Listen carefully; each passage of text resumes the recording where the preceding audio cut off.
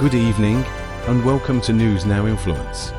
Our top story tonight takes us to Mthatha, Eastern Cape, where a wave of extortion has swept through the region, leaving schools and businesses in turmoil.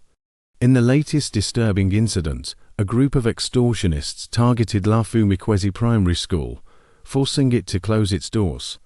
The situation has escalated to such an extent that even the AbaThembu King Buyelekhaya Dalindyebo has intervened, condemning the closure and raising concerns about possible political motivations behind these criminal activities. The situation in Mthatha reached a new level of severity earlier this week when a group of extortionists stormed Laphumikhwezi Primary School. According to reports, these criminals entered the school grounds, demanding that the principal hand over rental funds generated from a cellular network tower erected on the school premises. The tower, installed by a telecommunications company, was intended to bring much-needed income to the school, helping to fund educational resources and infrastructure. However, the presence of the tower has now made the school a target for these extortionists. When the principal refused to comply with their demands, the situation turned violent. The principal was slapped in front of staff and students, sending shockwaves through the school community. The attackers left after making it clear that they expected the money to be transferred to them, leaving the school in a state of fear and uncertainty. As a direct result of the incident, Laphumikhwezi Primary School has been closed indefinitely. Parents, teachers, and students are left wondering when or if the school will reopen. Unfortunately, Laphumikhwezi Primary School is not an isolated case. The attack is part of a broader pattern of extortion that has been terrorizing the Mthatha region. Four other schools in the Mthatha West area have also fallen victim to this extortion syndicate. The criminals behind these attacks seem to be well organized and are systematically targeting schools and businesses, exploiting the rental income inherited from cellular towers.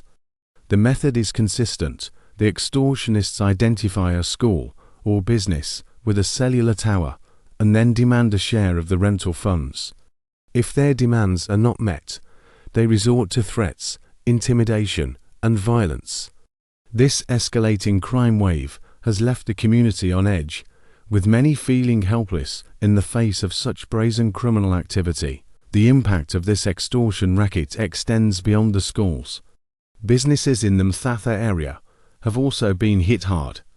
Many local business owners have been forced to shut down their operations, unable to keep up with the monthly protection fees demanded by the extortionists.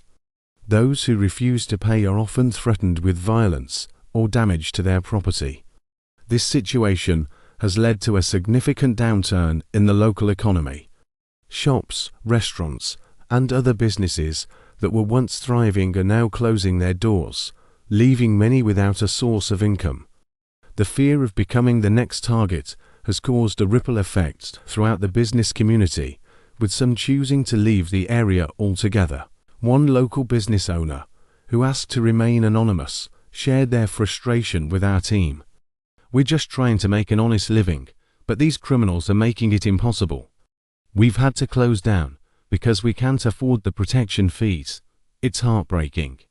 The severity of the situation has prompted a response from AbaThembu King Buyelekhaya Dalindyebo, who has condemned the extortionists and the closure of Laphumikhwezi Primary School. The king has voiced his concern that political factors may be at play, suggesting that the extortion racket could be linked to broader political dynamics in the region. In response to the escalating crisis, King Dalindyebo has called an urgent meeting with community leaders, law enforcement, and government officials to address the matter.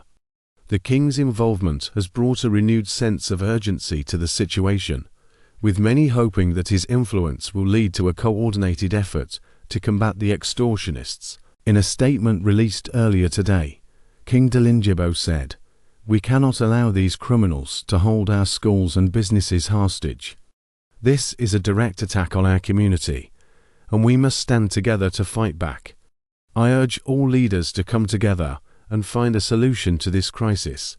Local law enforcement is under immense pressure to address the extortion crisis in Mthatha. The South African Police Service has acknowledged the severity of the situation and is reportedly increasing its presence in the area. However, many residents feel that more needs to be done to protect vulnerable schools and businesses. Colonel Mthatha Laphumikhwezi, spokesperson for the SAPS in the Eastern Cape, provided an update on the situation. We are fully aware of the extortion cases in Mthatha, and we are actively investigating these incidents. Our officers are working closely with community leaders and the affected schools to ensure their safety. We are also appealing to the public to come forward with any information that could assist in our investigations. Despite these efforts, the fear of further attacks remains high. Some schools and businesses have taken matters into their own hands, hiring private security to protect their premises.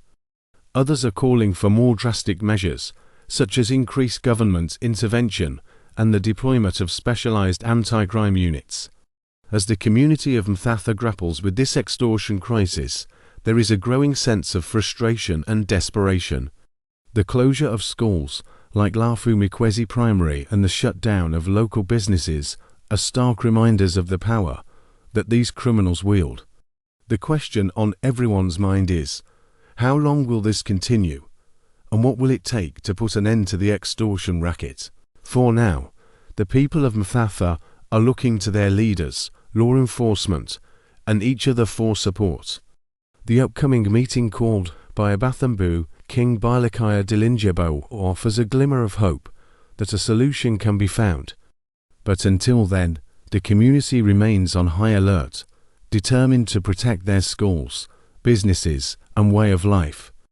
Here at News Now Influence, we will continue to monitor this developing story and provide updates as they become available. For the people of Mthatha, this is more than just a news story, it's a fight for their future. That's all for tonight's top story. Stay tuned for more news and updates right here on News Now Influence. I'm Marvin Brown. Thank you for joining us, and stay safe.